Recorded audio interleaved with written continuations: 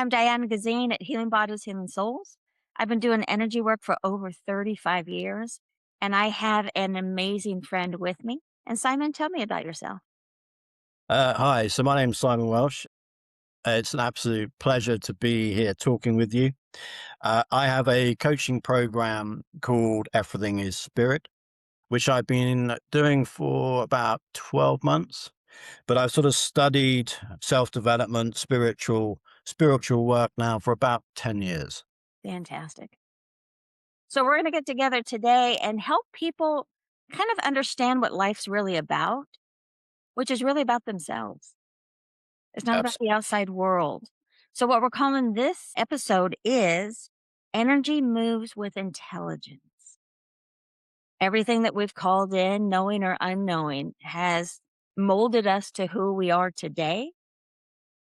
And once we start to get involved more with ourselves, take a little bit more self responsibility and go in, then we can shift and change energy and we can start bringing in what we want and not what we've been mindful of, but not paying attention to. Does that make sense?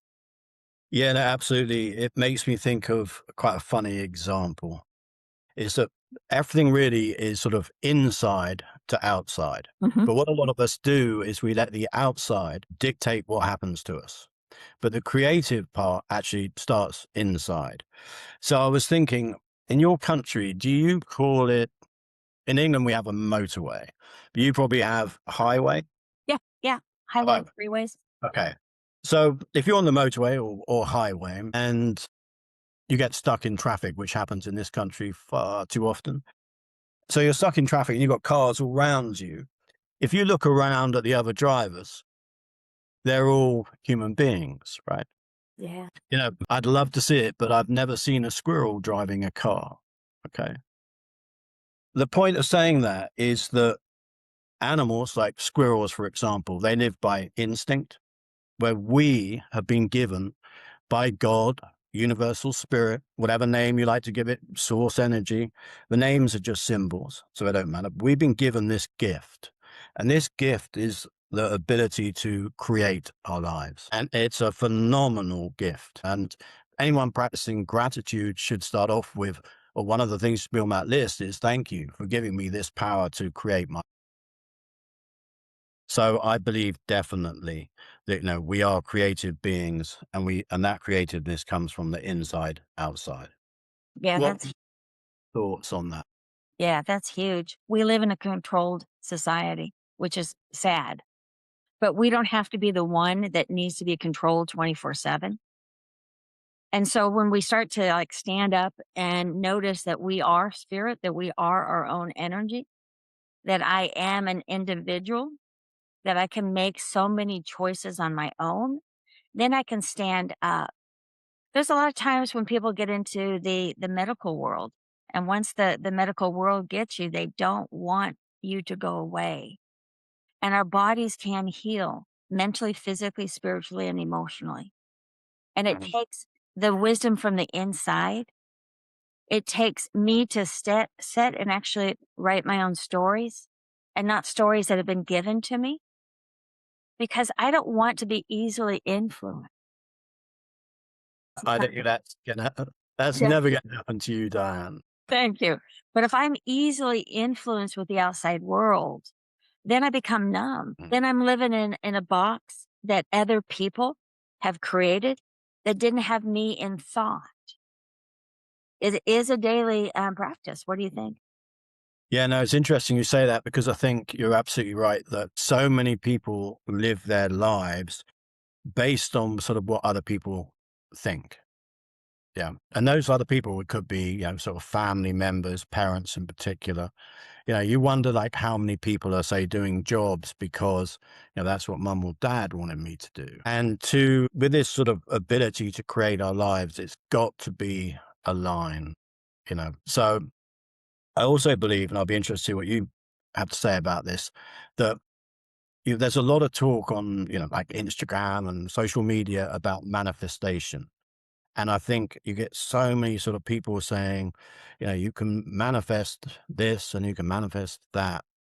I think it's really crucial to understand that you never do it on your own. What I mean by that is that spirit or energy, I call what most people call energy, I call spirit, right? Yep. Hence the name. The reason for that is that energy cannot be created or destroyed. So therefore it transcends death, which to me gives it a spiritual element. So I believe that like the painter must paint, right? So, and that's because spirit wants to express itself to and through the said painter. Okay. So it wants to express itself with you.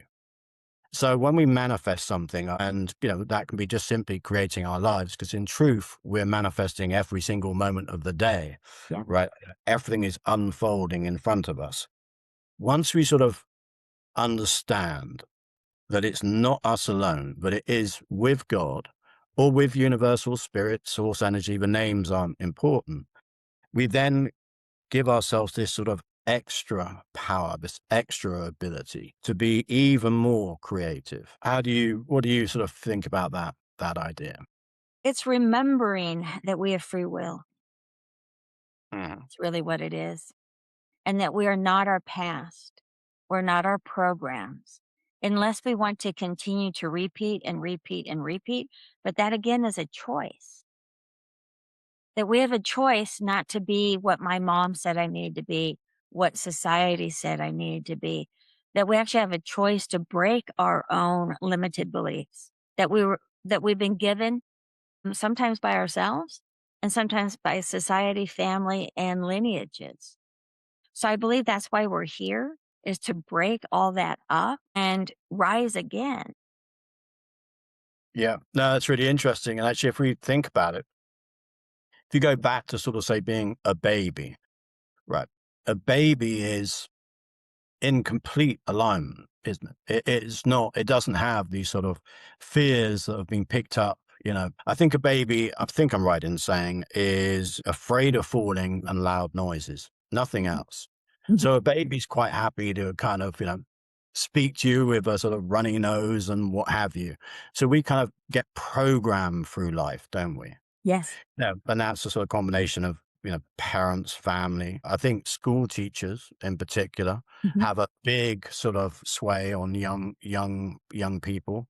Mhm. So we kind of pick up these beliefs and things that aren't really necessarily true. We kind of lose ourselves a bit, don't we? People to actually use their energy, use their hearts to learn to be more conscious, to learn to be more present, and to make choices in that moment and not keep going into the past. If you asked me if I wanted a hamburger, I would have to look into my past to know Mhm. if I like hamburgers. And I'll say, no, I don't like hamburgers, or yes, I do. Whoever I am, if I keep looking in the past, nothing changes, nothing grows, and nothing gets bigger. Interesting. I like that. So it's kind of, when you say something like that, it's so obvious, but it only becomes obvious, first we have to be aware, don't we? Mhm, So mhm. when you say that, it's absolutely right. And it makes me sort of think of sort of two things that came to mind. Firstly, was like evolution shows that we're meant to grow. And I think that's one of the sort of jobs that say job, or one of the things that or purpose is perhaps is a better word for a human being, which is, we're spirits, we're souls having a human Yeah. experience. But as our human experience, we're meant to, I believe, grow and help and support other people. So growth has to kind of, build on the past as opposed to continue doing it. And I think it's really important to, as you've implied, that in life, your past does not dictate your future. And you know what? So many Doesn't people, need to. it absolutely, it doesn't, and it shouldn't. But, there's so many people, and I'm sure that, your clients that you coach, you would have heard it as well. People will go, well, I earn this type of money because that's what I earn, right? Or I have these terrible relationships because, I've always had. Yeah. So you're absolutely right. And it's so critical to forget the past. You'll start afresh every moment, and it's what you really desire. That's what you should be aiming at. Every So day is a new day. it truly is. If you keep repeating the past, it isn't a new day. No, absolutely. And obviously, I think also, repetition is sort of, the key to learning. So the more we repeat it, the more difficult it is to change it. And I wonder how many people are actually repeating the negatives, repeating the old stories, the bad stories, the stories that they don't even want, but they automatically wake up and they're starting the same pattern, the same story. That's why they're not very conscious. They've learned to be less than who they are. And I want to wake people up because so many times people say, I can't do this and I can't do that. And it's just like, have you tried? Because I do retreats up in Northern California. And being a country girl, I have rodeo ropes. Okay. And I'll say, hey, let's go outside and rope. And they're like, oh, I can't, I can't, I can't, I can't, I can't. And I look at them and I'll laugh and I'll say, have you ever tried?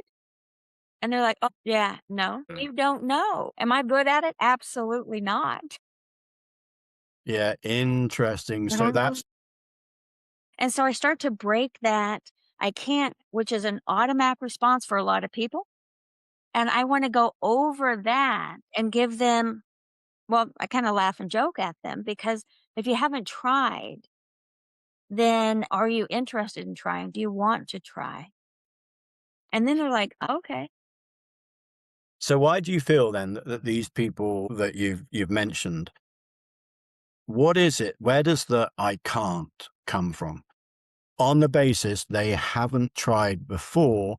So where does this I can't come from? Yeah. Because Yeah. you would think can't is based on, well, I tried and I was hopeless at it, right? But you're saying that this can't is coming from people that haven't tried. And a lot of times it's like, I can't look like a fool. I don't want to fail. What if I try and it does? What if it doesn't work? And so a lot of it comes with that, but they've been taught that they can't do a lot. But it's quite interesting, isn't it? Where you said, I can't, is very different to saying, I know it's the same, but if you Uh-huh. just listen to I can't, and then you said as an example for one of the reasons is I don't want to look stupid. They're quite different, aren't they? Although they're the same. Absolutely. Absolutely. And so then they live through life of, I can't do this, I can't do that. And I've never been in a canoe, but I've been wanting to. And so a lot of people will say, oh, I can't. Or, oh, I teach meditation. Oh, I can't meditate. Oh, how many times have you tried? Oh, I tried it once. And it's just like, yeah, I can't play tennis. I took one lesson and I can't play tennis. No, you need 30, 40, 50. You need to stay in the game. I think a lot of people with the I can't, they're too terrified to get into a game Mhm. that's new and different. And then they don't put the time and energy. I had one lady come in and she was rough. And she's like, I can't meditate. I've tried before. And I said, stop. It's not about how you can meditate, it is how good of a teacher I am. And I'm not going to fail. Within a few minutes, she was just like, and it's just like, yeah, but Um, in coaching, it's getting rid of the I can that jumps up before they even listen to the fullness of the story or the opportunities it would give. I've been meditating for well over 35 years. And am I successful every time? Absolutely not. But just sitting there and being in that moment is all that I'm asking myself to do. So maybe it's the over judgment that people are doing about themselves. Yeah, interesting that. Because so, like, let's say, for example, I mentioned a painter earlier. So I kind of think that that calling that you get to do something, like, for instance, you've got the calling to coach people. Yeah. So in my view, that is that spirit wants to experience you coaching with you. It's what your real purpose is, and that's why you're so good at it. Mhm. Okay. Thank you. But the painter is the same. So they have the spirit wants to express and experience painting through them. And that's their purpose. They're a painter. But that's not to say that somebody like me, who is definitely my purpose is not painting, but I can do it and I might be rubbish at it, but I can enjoy it. Exactly, it's enjoying it without the need to judge, Absolutely. to allow yourself to express. Yeah. It was interesting what you said, about the meditating. You don't need to be good at it.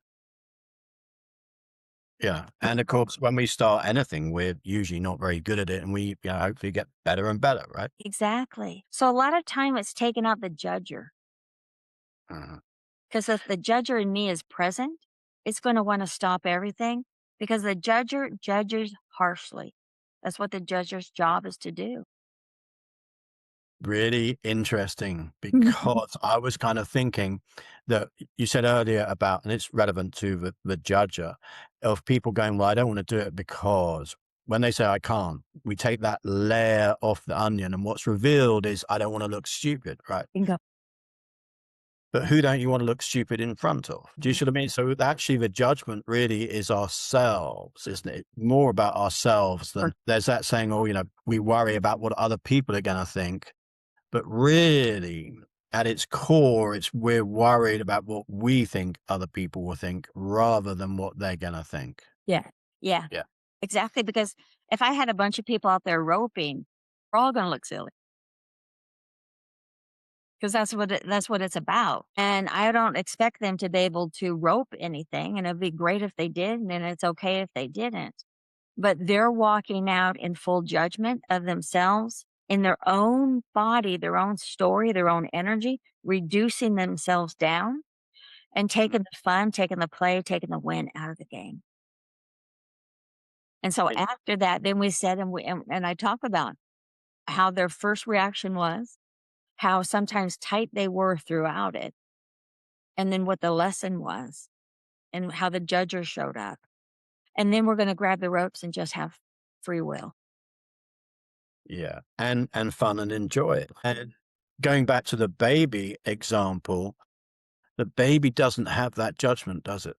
It doesn't care about the snotty nose Yeah. or Yeah. crying in front of people or anything like that. So this judgment is learned, isn't it? It's 100%. Sure. It's held in the nervous system. It's embedded in the body because every lesson that we've learned is stored in here.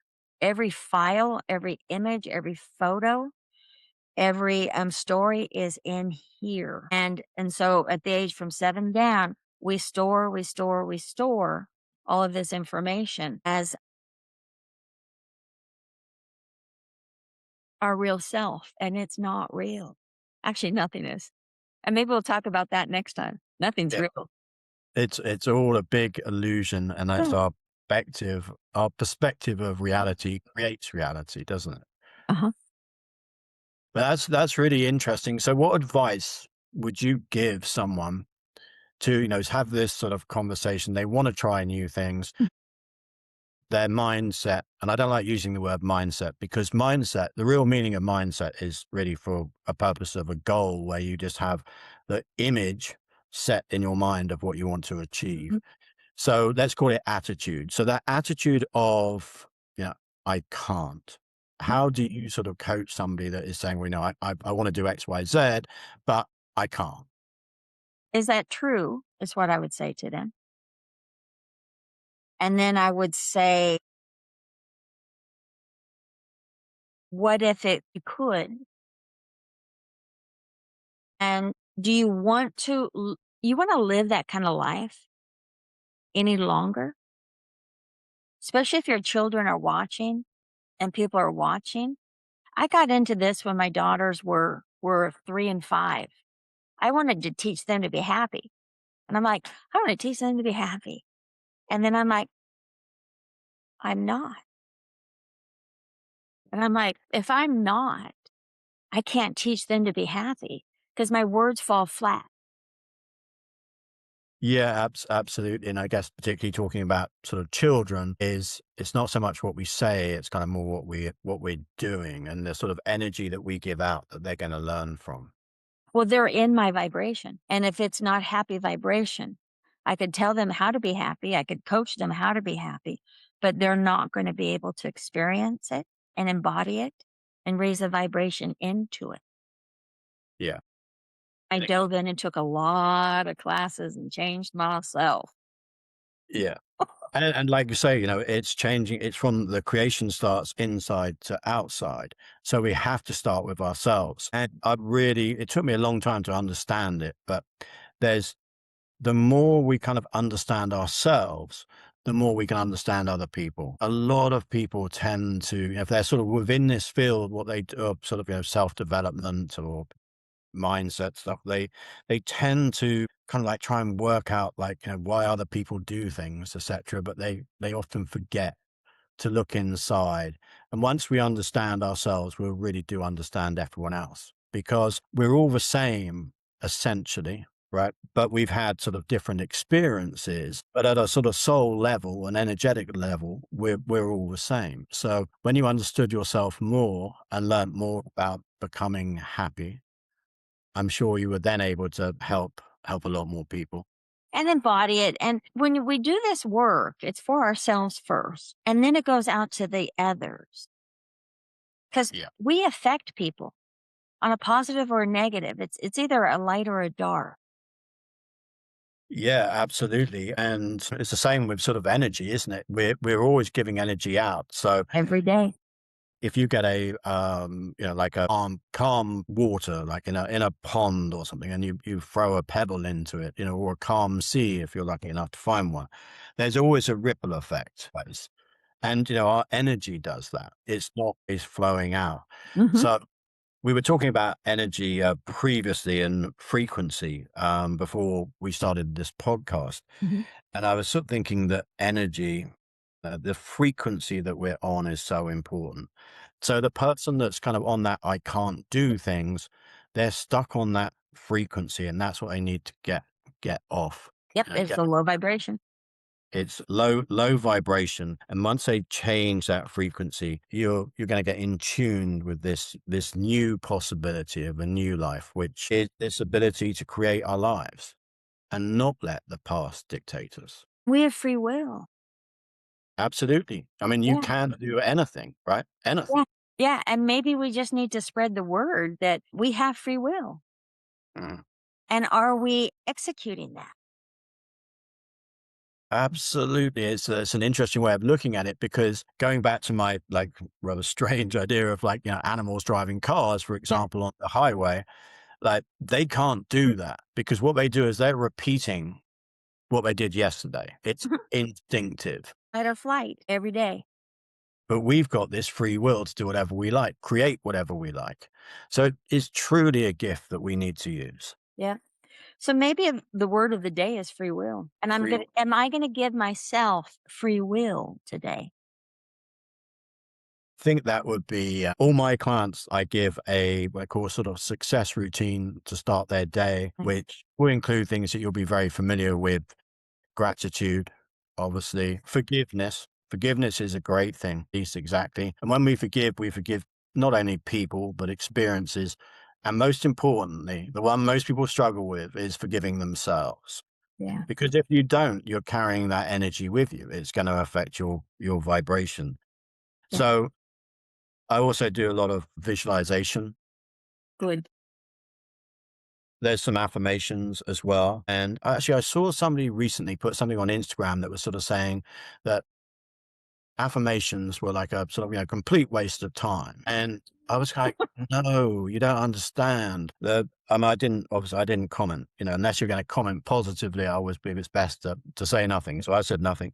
But things like the affirmations and the gratitude, what that does is that helps put you on a better vibration, which leads to you living life on a better frequency. I might add this free will idea of yours, Diane, Thank you. Thank you. because I like the word free. Love it. And we have this ability to think whatever we like. So you'll sort of hear people, you just listen to what people say. People are so negative, a lot of people, and they're saying all these negative things, and you sort of think, and it's easier when, you can step back and watch or listen as opposed to when you're involved yourself. But if you watch and listen to people and they're talking, having all these negative conversations, you kind of go, you've got the free will to think anything you want, Yeah. right? You Yeah. can talk about anything you want. You've got infinite possibilities ahead of you. Why do you want to spend your time talking about somebody you don't like, for example? Mhm. And running the old programs. Hmm. And Absolutely. so in an hour a day or week or so, I'm going to have a moment where I would have automatically did it this way. And I'm going to take a deep breath and I'm going to say, Diane, you have free will. Just do it as you want to do it right here, right now, and be full expression. Yeah, And that is exactly. the intelligence that we were talking about. Yeah. And that also, which we haven't mentioned so much, but that's true alignment. And I think that a lot of people struggle with alignment. And I know Yeah, you'll hear sort of mixed messages on alignment. I saw something a while back where it was kind of saying alignment doesn't mean that you're happy all the time. I was exactly. kind of like, okay. But in reality, if you were happy all the time, you wouldn't even know it. So alignment doesn't mean that you're just happy all the time. It just means that you're expressing your true self. And your true self is going to, operate in sort of different feelings at different times. Yeah. That's the important part is giving people permission. And sometimes I'll say, I'm simply Diane, but I'm going to give you permission. And I just see everything start to open up. I see in the timeline therapy, all the little ones having freedom, that they don't have to stand in the line. They don't have to listen to people and I also tell my clients, you're an adult now. You're not you're not 4 or 5 where you have to stand in line. You have to listen. You have to behave. I give them free will and also give them the ability to step outside the line and to actually realize that the earth body is the adult and that you're no longer childlike when a person shows up with authority. Yeah, that's interesting. I was thinking as you were saying that in truth, no one really likes to be told what to do. Not at all. I'll do opposite. Yeah, no, I think that's because the spirit that I talked about, the spirit that flows through you is totally free. Yeah. Yeah. Yeah. If we say Yeah. that spirit comes from God or universal energy or the power behind nature, nothing is going to tell that what to do. It's clipping somebody's wings, and you don't have a right to clip anybody's wings. I am not domesticatable. And maybe we'll talk about that next time also. I think that would be an interesting subject for sure. Yeah. So perfect. Simon, I adore you and I appreciate you. Thank you, Diane. First time you and I spoke straight away, I could see the goodness and the wisdom and high awareness in you, and I truly appreciate speaking to you and having you as a friend. Absolutely. And my goal is to empower people, to get them to question life a little differently so they have new outcomes. So, this is really what the podcast is about listening to real people, hello, and how energy people see life a little differently and be able to give them maybe higher education. And I wish all of this would have been in junior high, but at least we're spreading it today. So, I appreciate you and thank you. Thank you, Diane. Speak soon.